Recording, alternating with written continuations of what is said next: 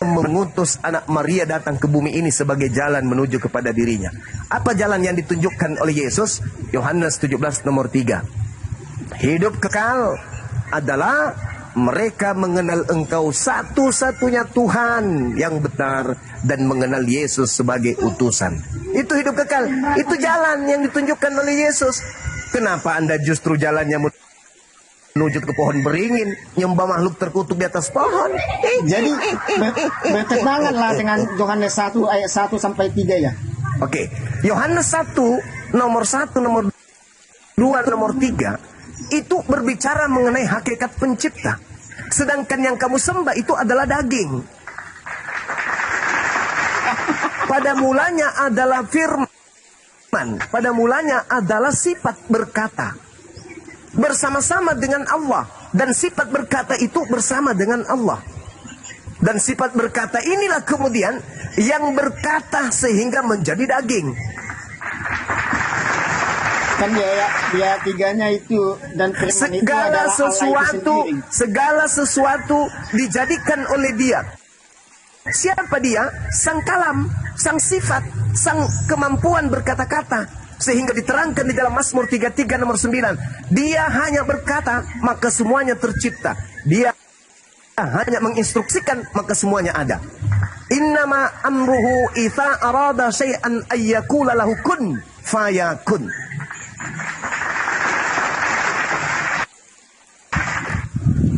Itu terjadi, Bung. Makanya ketika di dalam Ulangan 21 nomor 22 nomor 23, terkutuklah dia yang digantung di atas salib. Maka apa yang terjadi? Fayakun, maka terjadilah ada kutukan terhadap yang ada di atas salib.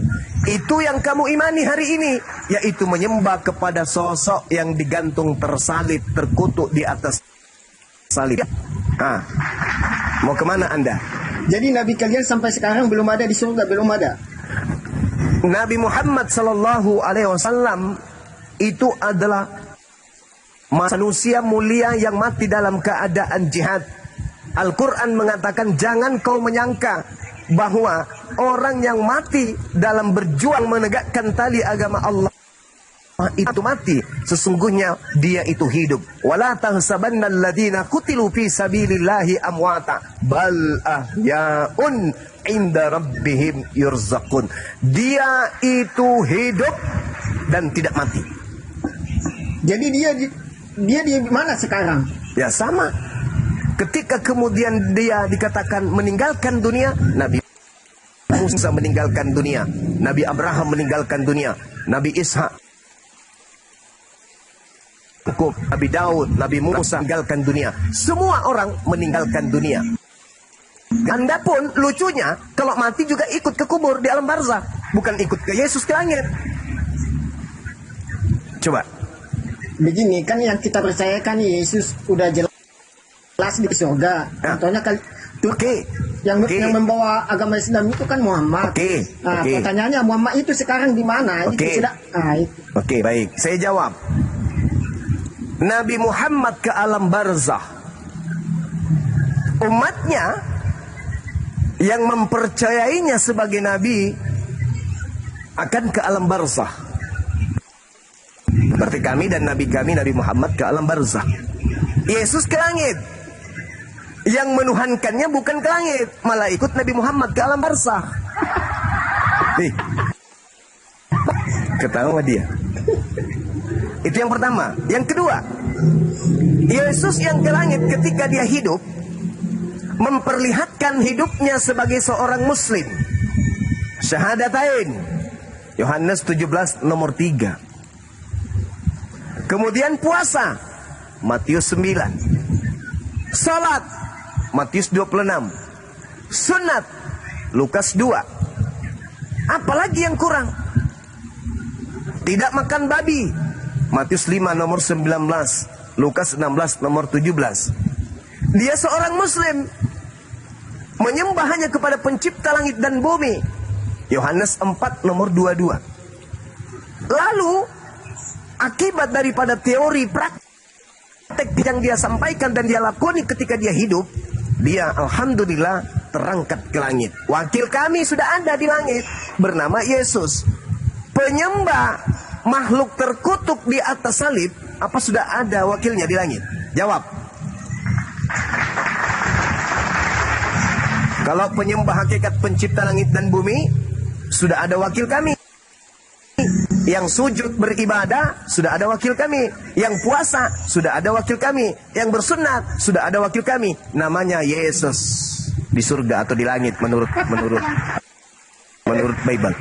Ada wakil kami. Nah sekarang tolong tunjukkan kepada saya wakil Anda yang sudah terbang ke langit, yang mempraktekkan menyembah makhluk terkutuk di atas salib itu siapa? Jawab. Jawab. Siapa penyembah makhluk terkutuk yang sudah terbang ke langit? Nggak ada. Ya semua manusia kan punya dosa, cuma Yesus itu nggak punya dosa. Jadi cuma Yesus itu yang udah pasti di surga. Nah berarti wakil kami sudah ada di surga dong. Nah wakil penyembah makhluk terkutuk siapa? Kan kalian nggak percaya sama Yesus. Kami percaya kepada Yesus. Beliau Nabi Allah, beliau Rasulullah. Saking kami percayanya, makanya kami nggak menjadi Kristen, karena Kristen itu adalah agama yang anti terhadap Yesus. Anda berkata Yesus sudah ada di surga. Alhamdulillah, wakil kami sudah ada di sana.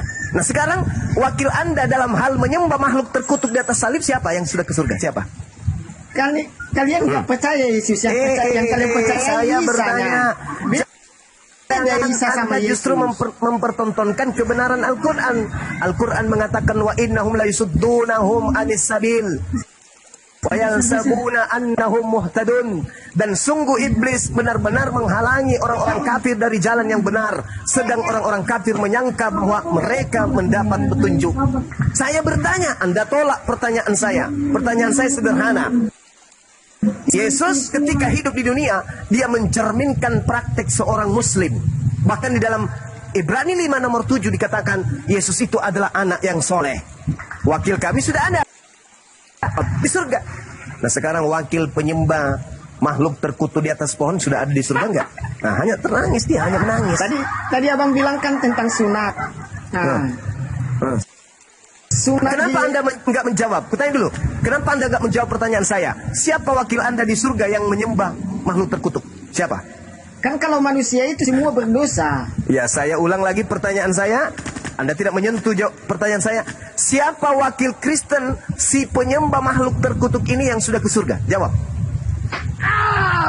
Kalau yang kita percaya kan bukan apa yang kita percaya. Saya ulang pertanyaan saya. Saya ulang. Yesus berkata dalam Yohanes 4 nomor 22, Aku dan muridku menyembah Tuhan yang aku kenal, yang kami kenal. Sedangkan mereka orang-orang kafir menyembah apa yang mereka tidak kenal. Wahai Maria, jangan kau menyentuhku, tapi pergilah kepada Tuhanku dan Tuhanmu, ilahku dan ilahmu. Kami, Yesus, sama-sama menyembah kepada ilah pencipta langit dan bumi, bukan menyembah kepada makhluk yang digantung terkutuk di atas pohon. Pertanyaan saya, siapa wakil penyembah makhluk terkutuk di atas pohon yang sudah naik ke langit? Jawab. Siapa yang menyembah makhluk terkutuk? Enggak ada menyembah orang makhluk yang terkutuk di kayu salib. Jadi yang diterangkan dalam Galatia 3 nomor 13, Kristus telah menebus Kristen dari kutuk hukum Taurat dengan jalan menjadi kutuk, itu siapa? Kan arti terkutuk itu, terkutuklah orang yang di kayu salib pada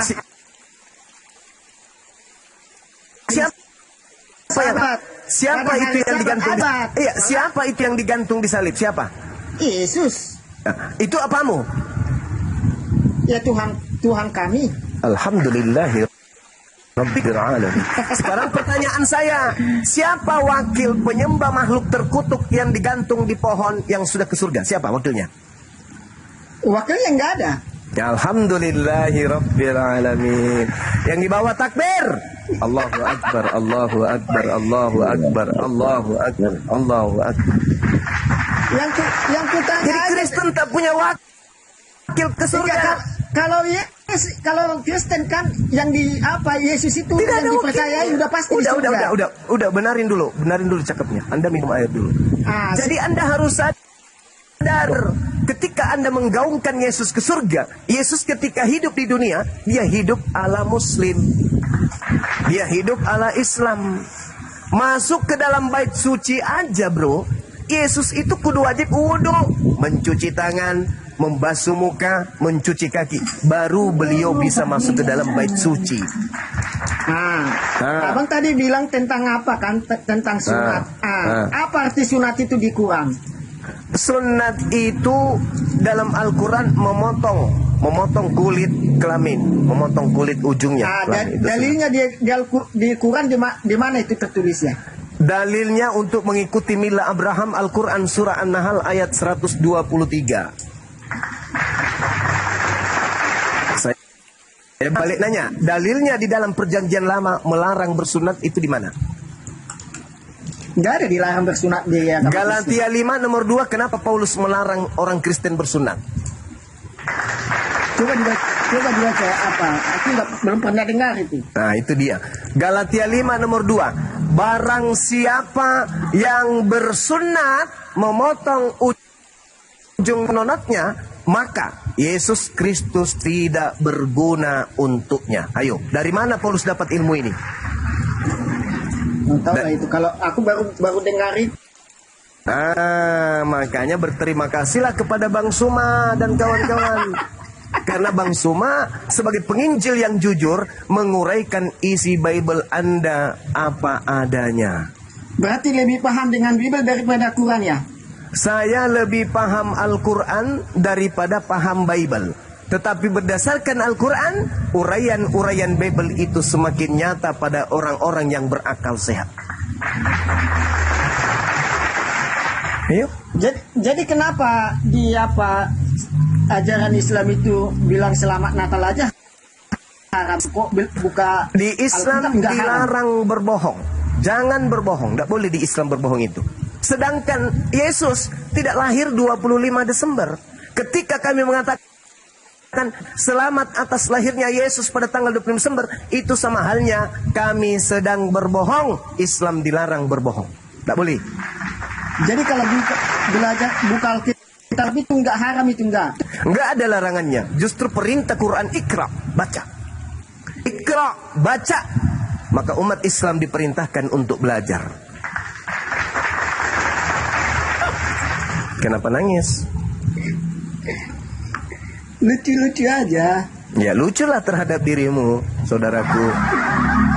Kamu menertawakan dirimu. Saya tahu kamu lagi terenyuh, lagi hancur sehancur-hancurnya karena ternyata imanmu, kepercayaanmu itu ternyata berlawanan dengan Bible dan justru hancur tolak menolak dengan akalmu sendiri.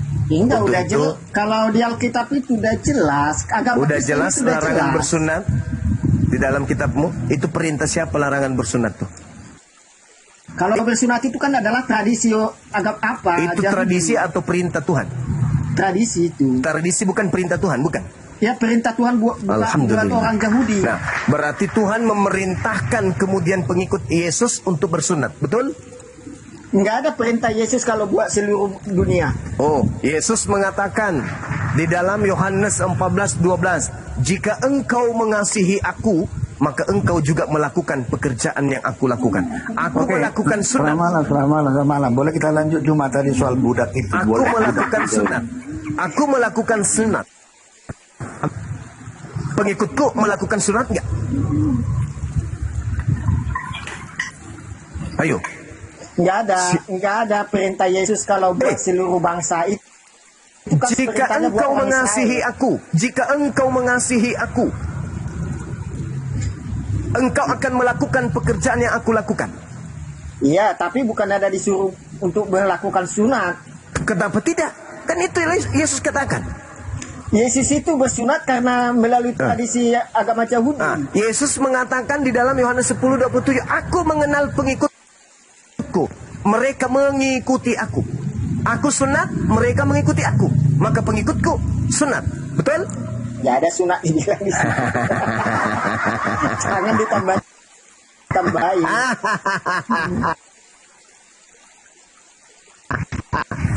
Mereka mengikuti aku. Aku adalah sunat. Enggak ada sunat. Siapa bilang? Siapa bilang? Yohanes 14 nomor 31. Dunia harus tahu bahwa aku senantiasa mengasihi Bapa, dan aku senantiasa melakukan apa yang diperintahkan Bapa. Bapa memerintahkan sunat tidak? Itu buat tradisi. Saya ulang lagi. Bapak memerintahkan sunat tidak? Iya, tapi buat Alhamdulillahirabbil alamin. Maka Bapak memerintahkan sunat. Bapak memerintahkan sunat, maka aku Yesus pun bersunat. Lalu siapa Paulus ini yang melarang sunat?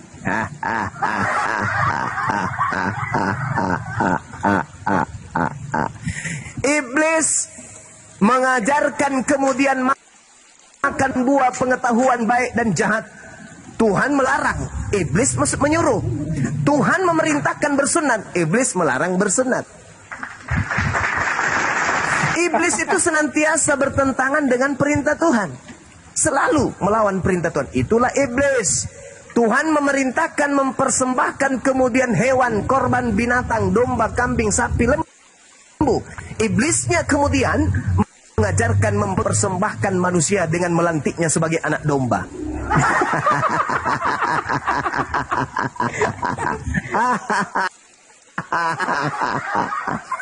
Tuhan mengajarkan kepada Bani Israel, kuduskanlah hari Sabtu. Iblis mengajarkan, kuduskanlah hari Minggu. Selalu bertentangan. Tuhan mengajarkan, jangan ada ilah lain di hadapanku. Aku bukan manusia dan bukan anak manusia. Iblis mengajarkan, jadikanlah anak manusia, Kristus menjadi Tuhan, sehakikat dengan Tuhan. Makanya dikatakan 3 pribadi, 1 hakikat. Artinya Kristen sedang menggaungkan bahwa Tuhan yang satu ini punya saingan bernama Yesus. Maka Yesus dan Tuhan, tidak mungkin Yesus mampu menggantikan Tuhan. Minimal Yesusnya naik level sehakikat setara dengan pencipta langit dan bumi. Dan itu adalah pekerjaan setan. Karena ada tertulis dalam kitab, aku dan Bapa adalah sama. Saya boleh bicara. Aku dan Bapa adalah satu. Al-Quran juga mengatakan inni ma'akum. Aku dengan Bani Israel adalah satu. Tetapi Yesus mengatakan aku dan Bapa adalah satu. Ada alasannya. Baca Yohanes 8 nomor 29. Jangan diputar-putar. Sorry, Yohanes 8 nomor 29. Dia yang mengutus aku senantiasa berkenan kepadaku dan tidak meninggalkan aku seorang diri. Dikarenakan aku senantiasa melakukan apa yang berkenan terhadap dirinya. Dia yang mengutus aku tidak membiarkan aku seorang diri, melainkan dia senantiasa menemani aku. Aku dan dia adalah satu. Aku dan dia adalah 2. Yohanes 8, nomor 16, nomor 17, nomor 18. Aku dan Bapa adalah 2. Engkau menghakimi manusia. Aku tidak menghakimi siapapun. Namun, apabila aku Yesus menghakimi seseorang, maka penghakimanku itu benar. Sebab aku tidak seorang diri. Aku berdua dengan Bapa. Bukankah di dalam kitab Tauratmu dikatakan, 2 saksi adalah sah. Akulah yang bersaksi tentang diriku 1, dan Bapa yang mengutus aku bersaksi tentang aku 2. Berarti aku dan Bapa adalah 2. Ando yang apa? Salah aku apa? Oke, jadi Anda sudah menyerah, Anda sudah mengakui bahwa Anda menyembah makhluk tertutup yang mati di kantung tertutup di atas salib. Silakan. Terima kasih saudara Erik Menurung. Mudah-mudahan kebenaran akan Islam sampai kepada Anda. Silakan. Enggak mungkin. Oke, Juma, ya, selama Anda masih begini ya, nggak mungkin lah.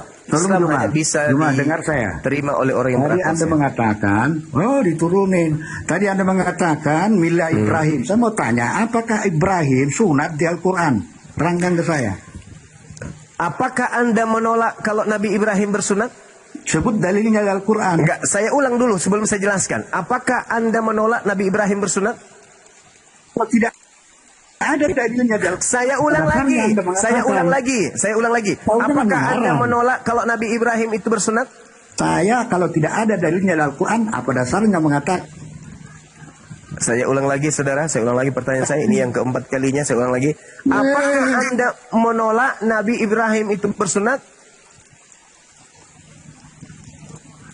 Maka sebut dalilnya. Nah, coba kan. Nah, tengoklah kan. Pertanyaan sederhana loh. Sebelum saya masuk ke pertanyaan, saya ingin menyatukan persepsi dulu dengan Anda. Apakah Anda beriman bahwa Nabi Abraham itu bersunat? Kalau Nabi Ibrahim di Al-Quran tidak ada dalilnya dikatakan saya bersunat. Tidak tanya itu ilmu ini terlalu Ibrahim tinggi. loh. Itu Tadi terlalu tinggi ilmunya kalau Anda sampai ke sana. Saya mau mengulik dulu. Apakah Anda percaya bahwa Nabi Ibrahim itu bersunat? Itu dulu. Kalau Anda sudah menolak itu, ya kayak mana mau dibahas? Tapi kalau Anda menerima... Saya sudah jawab. Anda mengatakan Ibrahim bersunat di Al-Quran. Saya tanya kembali kepada Anda. Kenapa Anda percaya bahwa Ibrahim bersunat? Kalau tidak ada dalilnya bagaimana? Kalau tidak ada dalilnya maka Abraham tidak bersunat gitu. Manusia bahlul. Saya Anda bertanya Ibrahim. Saya bertanya kepada saudara. Oke. Apakah Anda percaya Nabi Ibrahim itu bersunat atau Anda tidak percaya? Saya tidak menemukan. Kalau nggak jawab saya turunkan. Anda turun. Turun. Sebelum saya tampar pakai sendal jepit, Anda turun.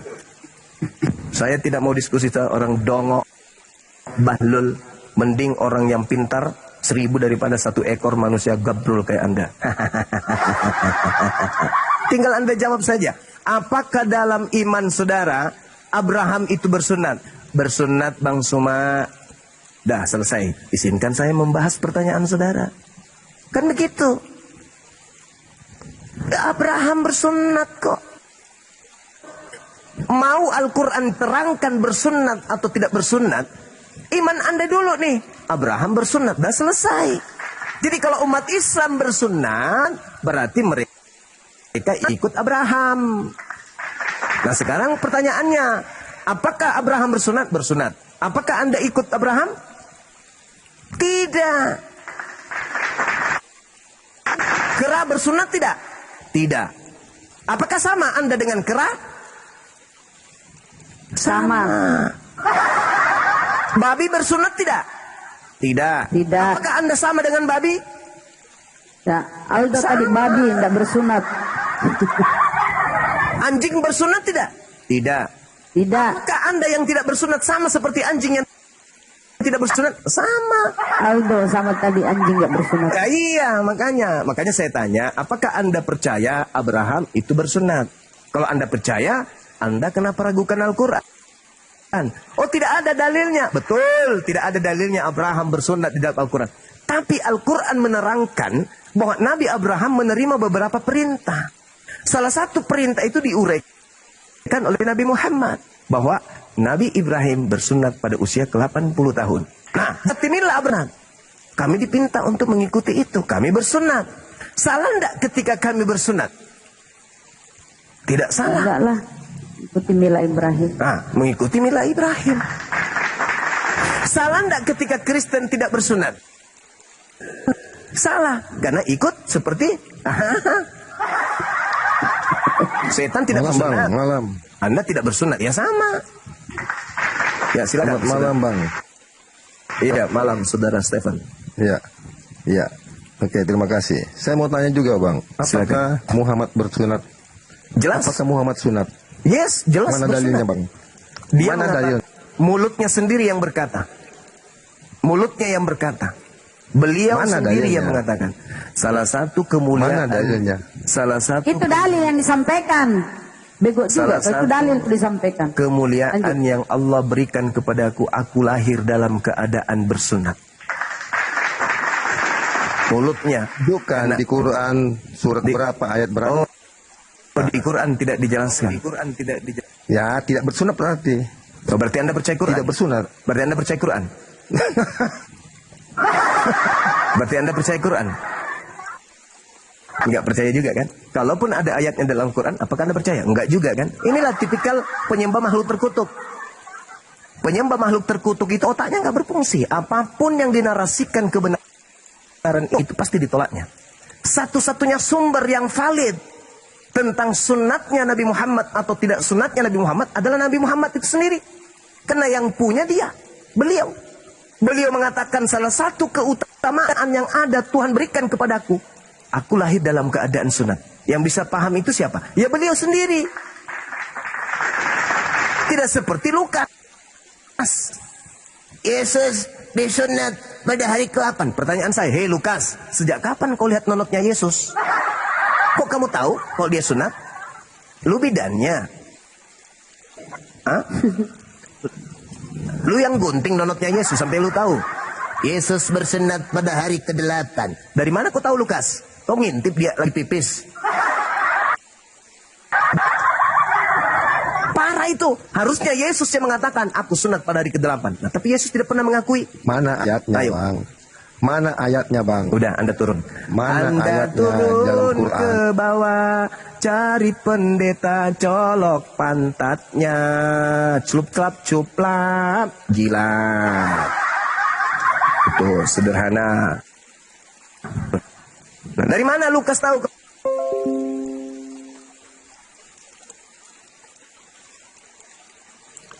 Tapi dia mengatakan dia kan orang ketiga tunggal, Bang Jum. Berarti dia berasal dari atas. Kan dari awal ayat sebelumnya kan dia mengatakan kepada orang Yahudi, kamu berasal dari bawah. Iya. Dari atas. Iya. Karena saya tahu saya yang dari atas kan tentu yang maha kuasa kan, karena dia maha kuasa kan di atas. Kamu dari Iblis, dunia ini, iblis aku dari bukan mana, dari Bang? dunia ini. Kalau iblis Ya, dari Bang. mana? Dari atas atau dari bawah iblis ini? Nah, itu saya kurang. Anda baca kemudian di dalam kitab saudara 1 Korintus 15:48. Makhluk-makhluk surgawi sama dengan Yesus yang berasal dari surga. Sebenarnya bukan surga di situ, langit. Jadi dikatakan makhluk-makhluk langit di atas sama seperti Yesus yang berasal dari langit. Kenapa dikatakan Yesus itu berasal dari langit? Karena dia nabi, karena dia rasul. Justru karena itulah jangan dituhankan. Karena dia adalah utusan dari langit. Sebagai utusan dari langit, dia bukan pemilik pencipta langit dan bumi ini. Dia bukan pencipta. Nah, tadi di Yohanes 8 itu, yang Anda baca kan ada pertanyaan sebelumnya kan? Akulah dia. Apa yang mendasari? Coba Anda baca data sebelumnya. Yohanes 8 kan yang Anda baca? Kan Yesus mengatakan, ke tempat aku pergi, tidak mungkin kamu datang. Ini sebelum Yesus disalib kan? Sekarang kalau Yesus itu ke kubur, boleh nggak muridnya datang ke situ? Boleh. Yesus ke Golgota, boleh nggak muridnya ke situ? Boleh. Ke Bukit Tengkorak, boleh nggak Yesus ke situ muridnya? Boleh. Ke kubur, boleh nggak muridnya ke situ? Boleh. Kemana Yesus pergi sampai muridnya itu tidak bisa pergi? Ke langit. Berarti yang diangkat ke langit siapa? Yesus. Kemana aku pergi? Tidak mungkin kamu datang. Makanya dikatakan begini, aku akan pergi dan kamu akan mencari aku. Tetapi kamu akan mati dalam dosamu. Ke tempat aku pergi tidak mungkin kamu datang. Maka orang-orang Yahudi itu menjawab, berkata, apakah ia mau bunuh diri? Karena ia mengatakan seperti itu. Ke tempat aku pergi tidak mungkin kamu datang. Lalu Yesus berkata kepada mereka, kamu berasal dari bawah, aku dari atas. Artinya apa? Yesus mau terangkat ke atas. Berarti yang disalib siapa? Yang disalib siapa? Yesus. Mana mungkin? Kemana aku pergi, kamu tidak akan pergi ke situ. Tidak mungkin kamu pergi ke sana. Kalau dia yang disalib, muridnya pergi ke sana. Bisa. Kalau dia yang dikubur, muridnya bisa ke kubur. Tapi kalau dia terangkat ke langit, dia tidak bisa pergi ke situ. Aku akan pergi dan kamu akan mencari aku, tetapi kamu akan mati dalam dosamu. Ke tempat aku pergi, tidak mungkin kamu datang. Maka orang-orang Yahudi itu berkata, apakah ia mau bunuh diri? Nah, artinya ke kubur. Karena dia mengatakan seperti itu, ke tempat aku pergi tidak mungkin kamu datang. Lalu Yesus menjawab, kamu berasal dari bawah, aku dari atas. Artinya dia mau kembali ke atas.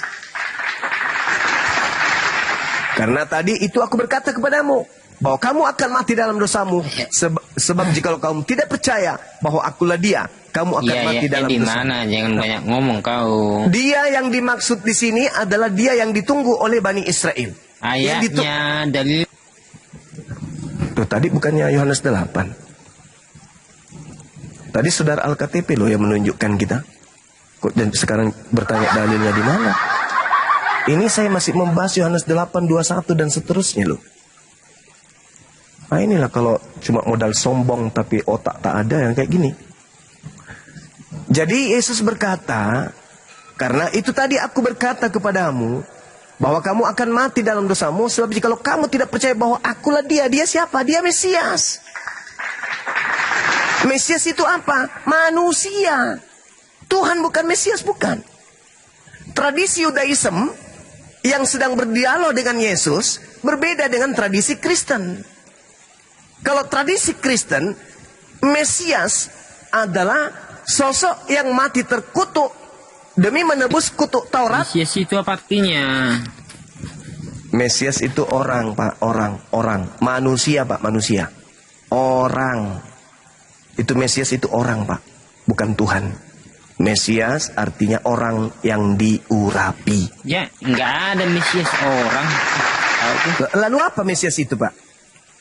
Apa Mesias itu? Terangkanlah. Loh, saya sudah terangkan, Anda membantah. Mesias itu bukan orang katanya. Lalu apa Bantahlah kalau Mesias itu orang. Lah, lalu kalau bukan orang apa Mesias itu? Kucing. Mesias penyelamat. Iya, penyelamat ini apa? Orang atau bukan? Penyelamat umat manusia. Iya, orang atau bukan, Pak? Penyelamat umat manusia, dengar nggak? Orang atau bukan? Ya orang. Dia kan yang kau bilang kucing. Bagus. Berarti Mesias itulah Yesus. Berarti Yesus itu manusia, bukan Tuhan, Cak Ayu. Manusia. Gitu dong. Jadi Buat Yesus dalilnya, manusia. bukan Tuhan. Jadi Yesus manusia kan? Manusia dan Tuhan. Buat dalilnya. Kenapa? Di mana dalilnya Yesus disebut manusia Tuhan? Di mana? Kau buat dalilnya, kau yang menyanggah. Mana dalilnya Yesus itu manusia dan Tuhan? Kau Mana yang dalilnya? menyanggah. Loh. Kau menyanggah. Saya mengatakan bahwa Yesus itu manusia. Ibrani 13 nomor 8. Kemarin, hari ini, dan besok, dan seterusnya, Yesus tetaplah manusia. Itu dalil. Tidak pernah berubah Yesus itu jadi kodok, jadi cicak, jadi kucing, apalagi jadi setan. Jadi yang digantung terkutuk di atas salib itu bukan Yesus, Pak. Itu iblis. Jadi yang Anda sembah terkutuk itu bukan Yesus, bukan anak Maria, tapi setan yang Anda sembah itu. Terkutuklah dia Kristus yang mati digantung di atas salib. Sebab ada tertulis, terkutuklah Kristus yang digantung di atas salib. Apakah anaknya Maria terkutuk? Tidak. Apakah iblis terkutuk? Yes. Siapa yang terkutuk itu? Orang makan suap. Apakah Yudas makan suap? Yes. Apakah Yesus pernah mengatakan Yudas itu iblis? Ya. Di mana Yesus mengatakan Yudas iblis? Kau buat ayatnya. Jangan ceramah kau situ. Yohanes 6 nomor 70. Yudas adalah iblis. Biar Yohanes berapa? Yohanes 6 nomor 70. Yudas adalah iblis. Yohanes Mau belajar sombong tapi ternyata status belajar. Izin Bang Juma. Izin. Izin Bang Juma. Tambah lagi satu kali Bang Suma. Ketawa. Sombong tapi status mau belajar. Yang pantas sombong itu saya, Bung. Saya ngajarin Anda Bible. Anda bertanya, di mana tertulis itu? Saya ajarin Yohanes 6 nomor 70. Yudas disebut iblis. Gimana? Gimana? Yang kau sembah adalah makhluk terkutuk kan? Iblis, Paman. Iblis. Izin Bang Juma. Iya, silakan saudara. Bang, ini Siantan Tanya ini jangan punya. di-mute. Bang, saudara, kau Kristen punya akhlak kau ya? Ya. Saya lagi ngomong sama Bang Juma. Ya. Kita sesama tunjukkanlah akhlak yang kalau kita tuh punya akhlak. Jangan langsung dipotong. Iya, jangan asal. Jangan asal sembrono, ada ayatnya. Dia kan Bang Juma ngomong, dia ngomong sesuai dalil. Kalau kau belum baru kenal Bang Juma, jangan. Dalilnya, dia kan Muslim. Buktinya aja ini kau tanya. Kau tanya ayatnya Apanya? kan? Buktinya Makanya saja aku kau tanya, ayat di yang mana mana. ditulis? Yudas iblis saja kau nggak tahu. Iya. Gimana sih kok malah Yesus ribut kalian mengatakan berdua? muridnya ada 12 yang sabar, satu sabar. iblis, kau nggak tahu. Jangan ribut sama Otan, jangan ribut. Bukan, Nanti dulu maksudnya siapa yang punya mulai. akhlak sedikit lah. Kau itulah Kristen, makanya saya cobalah yang punya akhlak. Misi Bang Juma, ada sedikit silakan. inilah. Oke, Cianis dikecilin dulu. Apa mau lanjut? KTP, apa Cianis yang lanjut? Silakan. Baik, makasih Bang Juma. Siap.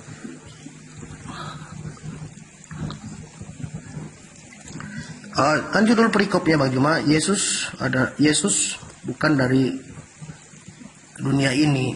Itu yang saya pengen tanyakan Bang Juma. Iya, bukan dari dunia ini, sedangkan dia dilahirkan oleh Bunda Maria kan? Iya. Ini judulnya maksudnya bagaimana gitu? Terima kasih Bang Juma. Iya. Yesus itu lahir bukan kehendak makhluk di dunia, bukan. Tak ada wanita di atas muka bumi ini yang berkehendak melahirkan Yesus, tak ada. Tak ada juga laki-laki yang berkehendak menghamili Maria agar melahirkan Yesus, itu tak ada. Semua berasal dari kehendak Allah. Allah yang menghendaki. Dialah Allah yang menghendaki, kemudian Maryam ini hamil. Al-Quran surah Maryam. Kok Maryam? Maria, Yesus. Oh iya Maria. Oke. Pada bulan ke-6 Gabriel datang atas perintah Tuhan untuk memberitakan kepada Maria sang perawan bahwa dia akan hamil, Roh Kudus akan menaungi dia. Itulah yang disebut berasal dari langit. Betul? Betul? Betul. Nah, iya, itulah yang dimaksud. Ayatnya di mana? Dalilnya di mana? Matius 1, aku kasih kau Al-Quran, kau tolak. Aku kasih kau Matius 1, kau tolak lagi. Matius berapa? Alamak. Ini adalah kitab ini. Coba baca Matius 1. Berapa? Matius 1 mulai dari nomor 18, coba. Matius 1 nomor 18. Ya. Kelahiran Yesus Kristus adalah seperti berikut. Pada waktu Maria ibunya bertunangan dengan Yusuf, ternyata dia mengandung dari Roh Kudus. Sebelum mereka hidup sebagai suami istri, karena Yusuf suaminya seorang yang tulus hati dan tidak mau mencemarkan nama istrinya. Dia di muka umum dia bermaksud menceraikan istrinya dengan diam-diam. Tetapi ketika ia mempertimbangkan maksudnya itu, malaikat Tuhan nampak kepadanya dalam mimpi dan berkata, Yusuf anak Daud, janganlah engkau takut mengambil Maria sebagai istrimu, sebagai anak manusia yang di dalam kandungannya adalah dari Roh Kudus. Ia akan melahirkan anak laki-laki dan engkau akan menamakannya dia Yesus, karena dialah yang akan menyelamatkan umatnya dari dosa. Hal itu terjadi supaya genaplah yang difirmankan Tuhan oleh Nabi, sesungguhnya anak darah itu akan mengandung dan melahirkan seorang anak laki-laki dan mereka akan menamakan dia Immanuel, yang berarti Allah menyertai kita. Sesudah bangun dari tidur, Yusuf berbuat seperti yang diperintahkan, ambil Maria sebagai istrinya, tapi tidak bersetubuh dengan dia sampai melahirkan anaknya laki-laki. Yusuf menamakannya dia Yesus. Gimana? Jadi gimana? Betul kan? Kalau Yesus itu berasal dari langit, bukan berasal dari keinginan perawan atau keinginan seorang laki-laki. Dari langit. Lalu dari mana? Dari mana? Dari langit. Nggak ada ayatnya dari langit. Lalu dari mana? Kan udah itu. Matius dibilang, dibaca Matius. Dari mana kalau bukan dari langit, Yesus ini? Kan datang Roh Kudus. Iya, Roh Kudusnya datang dari? Kok dari langit? Masih bagus daripada di dalam Yohanes 8 tadi dari atas. Atas itu masih umum loh. Bisa dari atas pohon, atas plafon, atas menara gereja. Di mana ya? Ya, Yohanes berapa? Atas gunung. Biar ku buka. Yohanes 8 yang tadi saudara kita bawa. Iya, biar ku baca. Aku akan pergi dan kamu mencari aku, tetapi kamu akan mati dalam dosamu. Ke tempat aku pergi tidak mungkin kamu datang. Lalu dia mengatakan, kamu Yohanes berasal berapa? dari bawah, Coba. aku berasal dari atas. Nah, atas mana? Bagus aku jelaskan dari atas langit. Yang Yohanes 8 nomor 22. Izin Bang Juma. Silakan. Kalau saya menerjemahkan dari atas plafon bahaya nanti. Yang sebutet. Ya, Saudara Chen duduk di sini ya. Anda dengarkan, belajar ya. Belajar, nanti kita bimbing baik-baik. Silakan Saudara KTP. Iya. Ini Saudara Chen sini kan dia terlalu banyak ngomong tadi. Ya, pertama udah nggak ada akhlak. Udah, saya minta tolong kau coba baca Lukas 2 ayat 11. Saya mau belajar sama kau aja ya. Karena Bang Juma kan kau potong-potong. Sekarang belajar sama kau. Coba kau tolong baca ke saya Lukas 2 ayat 11. Pada hari ini, hari Senin. Tanggal 7. Telah lahir Nggak bisa bagi diterjemahin saya nih. Maksudnya apa nih? Canis, buka mic-nya Canis. Lukas 2:11 coba Ya, baca. aku di mute. Ya, silakan. Lukas 2 11. ayat berapa? Ayat 11. 11. Iya. Lukas 2 ayat 11 berikutnya, gembala-gembala. Hari ini telah lahir bagimu juru selamat, yaitu Yesus Kristus Tuhan di kota Daud. Dan inilah tandanya bagimu, kamu akan 11 aja. menjumpai. Saudara. 11. Baca 11. 11 aja ngapain? Marah dia. Biar kau ngerti. Saya mau tanya kau artinya apa tuh? Yang lahir siapa? Yang lahir? Yang lahir kan hari ini telah lahir bagimu juru selamat, koma, yaitu Kristus, koma. Iya. Tuhan. Kenapa di koma Iya. lagi baru Tuhan? Iya. Di kota Iya. Daud. Yang lahir siapa? Yang lahir siapa? Iya. Iya. Iya. Yang lah. Yesus Kristus. Ya. Yang lahir. Yang lahir siapa? Yang lahir Yesus Kristus. Yesus Kristus di kota Daud. Oh, nggak ada koma Tuhan itu tidak ada ya? Di kau situ. Hari ini telah lahir Yang bagimu lahir. juru selamat. Iya, juru selamat. Yesus Kristus. Hari ini telah bagimu juru selamat, yaitu Yesus Kristus Tuhan. Tuhan itu sambung apa tidak? Udah nggak usah bicara komanya, udah. Oh ya. Loh.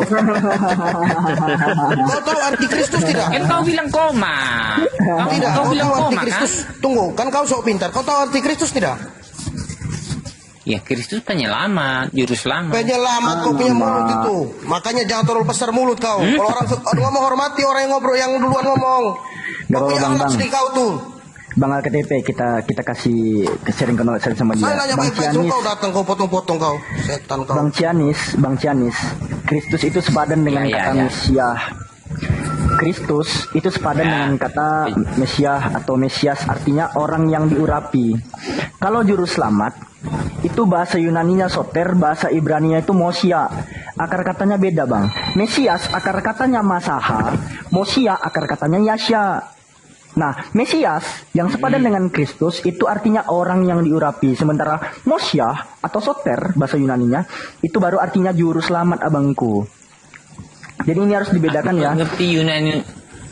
Nah, makanya nggak Bang, ngerti Yunani. karena abang nggak ngerti, Maksudku ini. saya kasih tahu. Jangan ngeyel Bang, karena abang nggak Boleh. ngerti, makanya saya kasih tahu. Kan gini Bang ya, saya maklumi, abang 20 kali ke gereja pun kan cuma dicogokin terjemahan doang kan ya. Betul kan? Terjemahan. Iya kan 20 kali ke gereja cuma terjemahan doang yang dibacain Pak Pendetanya kan gitu ya. Bukan aku ke gereja untuk terjemahan Alkitab. Oh, Salah. ya udah lah. Iya, beliau bukan penerjemah, bukan. Lanjut. Silakan Bang Zuma. Iya, silakan. Saudara Chen belajar lagi di sini ya. Duduk aja dulu yang tenang-tenang ya.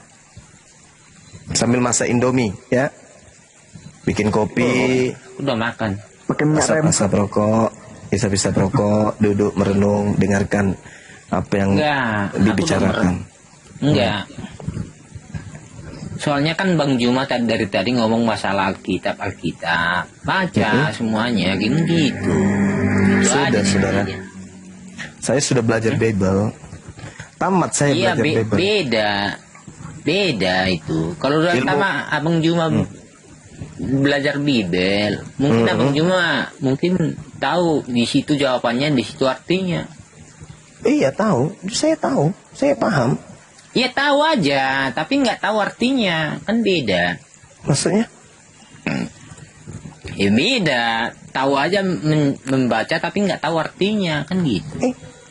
Tahu Kan itu kalau berarti. Bibel ini, kok cuma tahu sikit-sikit aja ngapain?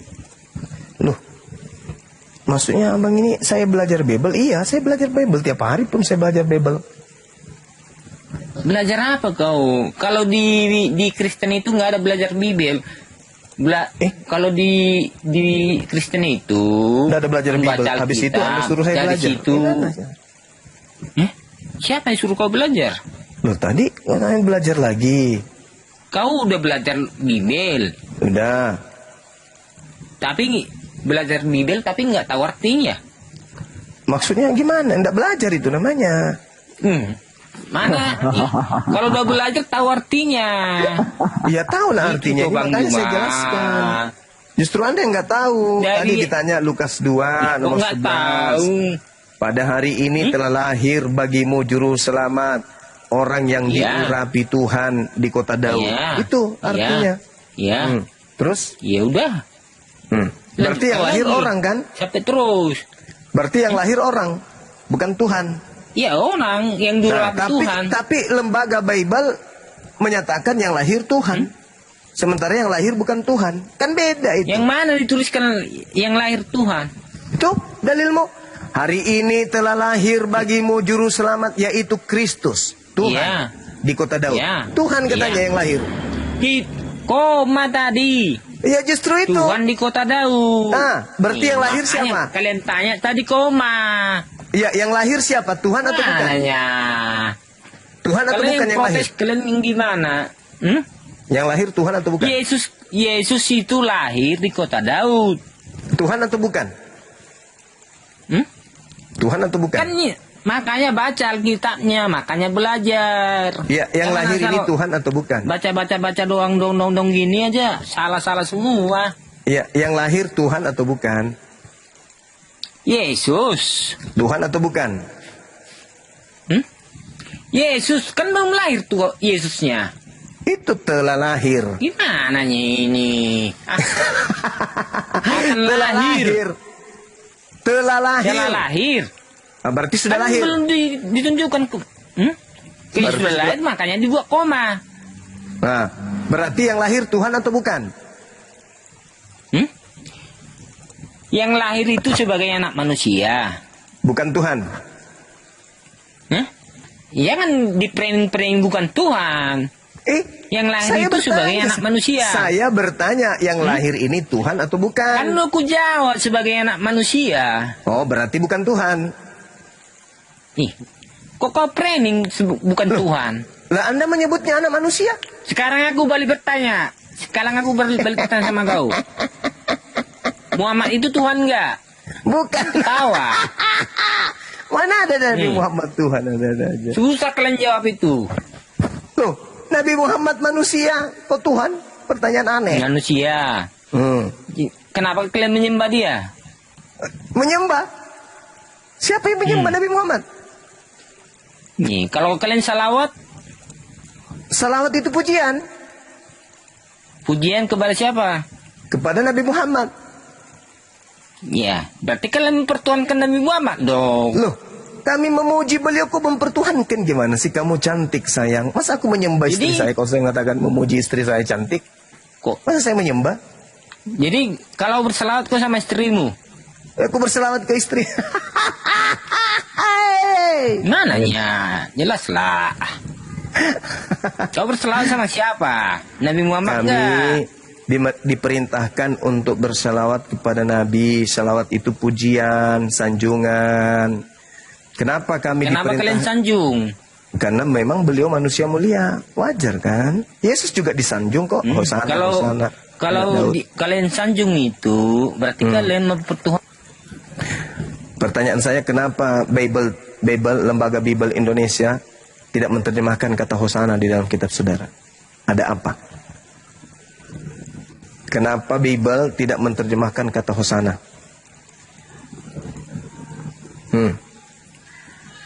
Hosana, Hosana anak Daud. Kenapa enggak diterjemahkan Hosana ini?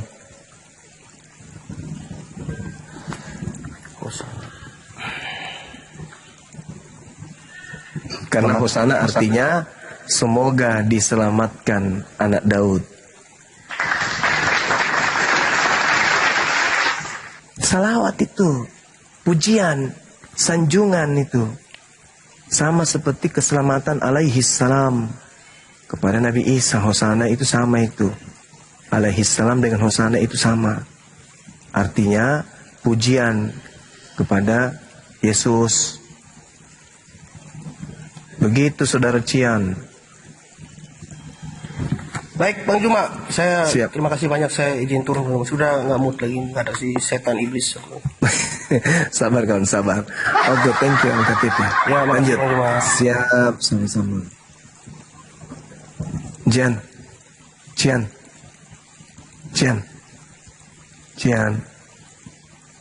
Cian.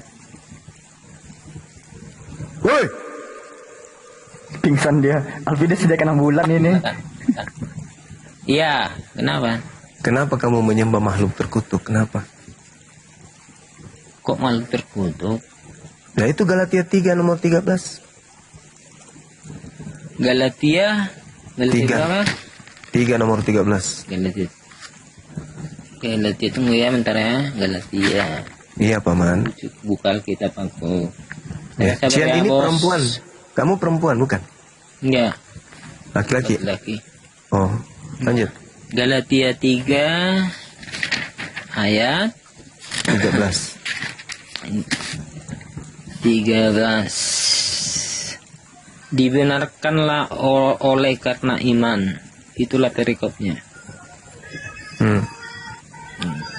Kristus telah menebus kita dari kutuk hukum Taurat dengan jalan menjadi kutuk karena kita, sebab oleh tertulis terkutuklah orang yang tergantung pada kayu salib.